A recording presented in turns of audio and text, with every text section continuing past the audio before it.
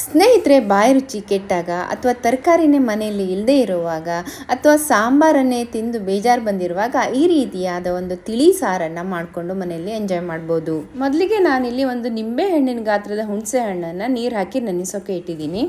ಒಂದು ಬಾಣಲೆಯಲ್ಲಿ 3/4 tea spoon ಕೊತ್ತಂಬರಿ, 1 tea spoon ಜೀರಿಗೆ ಮತ್ತು 3/4 ಟೀ ಸ್ಪೂನ್ ಪೆಪ್ಪರ್ ಪೌಡರನ್ನು ಹಾಕ್ಕೊಂಡಿದ್ದೀನಿ. ನಿಮ್ಮ ಹತ್ರ ಕಾಳು ಮೆಣಸೆ ಇದ್ದರೆ ಕಾಳು ಮೆಣಸನ್ನೇ ಹಾಕ್ಕೋಬಹುದು. ಇವಾಗ ಇದೆಲ್ಲ ಘಮ್ ಅನ್ನೋವರೆಗೂ ನಾನು ಹುರ್ಕೊತಾ ಇದ್ದೀನಿ. ಜಾಸ್ತಿ ಹುರಿಯೋಕೆ ಹೋಗಬಾರ್ದು, ಸೀದ್ ಹೋಗುತ್ತೆ ಅದು. ಸೊ ಹುರ್ಕೊಂಡಾದ್ಮೇಲೆ ಇದನ್ನು ತಣ್ಣಗಾಗಕ್ಕೆ ಬಿಡೋಣ. ನೋಡಿ, ನಾನಿಲ್ಲಿ 1 ಟೊಮೊಟೊವನ್ನು ಕಟ್ ಮಾಡ್ಕೊಂಡು ಇಟ್ಕೊಂಡಿದ್ದೀನಿ. ಕಟ್ ಮಾಡ್ಕೊಂಡಿರೋ ಟೊಮೊಟೊ ಮತ್ತೇನು ಹುರಿದು ಇಟ್ಕೊಂಡಿದ್ವಲ್ಲ ಮಸಾಲೆ, ಅದನ್ನೆಲ್ಲ ಒಟ್ಟಿಗೆ ಸೇರಿಸಿ ಮಿಕ್ಸಿನಲ್ಲಿ ಚೆನ್ನಾಗಿ ಪೇಸ್ಟ್ ಮಾಡೋಣ. ಇವಾಗ ನೋಡಿ ಎಷ್ಟು ಚೆನ್ನಾಗಿ ಘಮ್ ಅಂತಿದೆ. ಆ್ಯಂಡ್ ನೋಡಿ ಎಷ್ಟು ಚೆನ್ನಾಗಿ ಕಲರ್ ಬಿಟ್ಕೊಂಡಿದೆ ಅಂತ. ಒಳ್ಳೆ ಬ್ರೌನಿಷ್ ಕಲರ್ ಆಗಿರುತ್ತೆ ಇದು. ಇವಾಗ ಇದನ್ನೆಲ್ಲ ಸೇರಿಸಿ ಒಂದು ಪಾತ್ರೆಗೆ ಹಾಕ್ಕೊಳ್ಳೋಣ. ಆಮೇಲೆ ನಮಗೆ ಎಷ್ಟು ಕನ್ಸಿಸ್ಟೆನ್ಸಿ ಬೇಕೋ, ಒಂದು ರಸಮ್ ಅಥವಾ ಒಂದು ತಿಳಿ ಸಾರಿನ ಒಂದು ಕನ್ಸಿಸ್ಟೆನ್ಸಿಯಲ್ಲಿ ಇದಕ್ಕೆ ನೀರು ಹಾಕ್ಕೊಳ್ಳೋಣ. ನೀರು ಹಾಕಿ ಸ್ವಲ್ಪ ಹುಣಸೆ ಹಣ್ಣು ನಮ್ಮ ರುಚಿಗೆ ತಕ್ಕಷ್ಟು, ನಿಮಗೆ ತುಂಬ ಹುಳಿ ಬೇಕು ಅಂದರೆ ಜಾಸ್ತಿ ಹಾಕ್ಕೋಬೋದು, ಎಷ್ಟು ಬೇಕೋ ಅಷ್ಟು ಹಾಕ್ಕೊಂಡು ಚೆನ್ನಾಗಿ ಮಿಕ್ಸ್ ಮಾಡೋಣ.